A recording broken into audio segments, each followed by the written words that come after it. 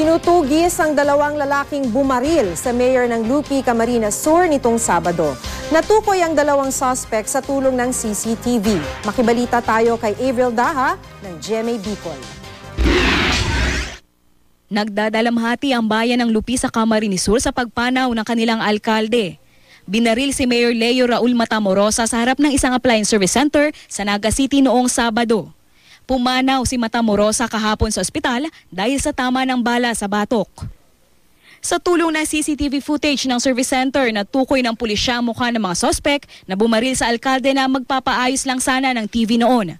Sa ngayon po, ang ginagawa ng ating kapulisan ay nag-request na po tayo ng cartographic sketch at saka kinukumpare po natin yan, yung isa pang tinatawag natin na CCCI. Stands for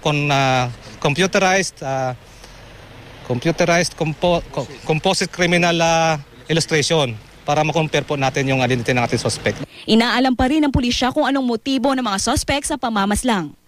Hindi pa rin matanggap ng kanyang pamilya ang pagpanaw ng kanilang padre di pamilya. Nangako pa naman daw siya na magsasalo-salo sila sa darating na Sabado. Nag-expect kang kumpletong pamilya mo yaon lang dyan.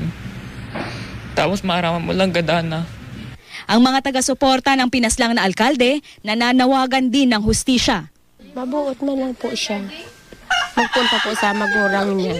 Sa magurang niya, bisado naman po siyang mabuot siya. Nakahimlay ngayon ang labi ni Matamorosa sa kanilang tahanan sa Barangay Kulakling sa Lupi. Avril Daha, Nagbabalita, Pilipinas.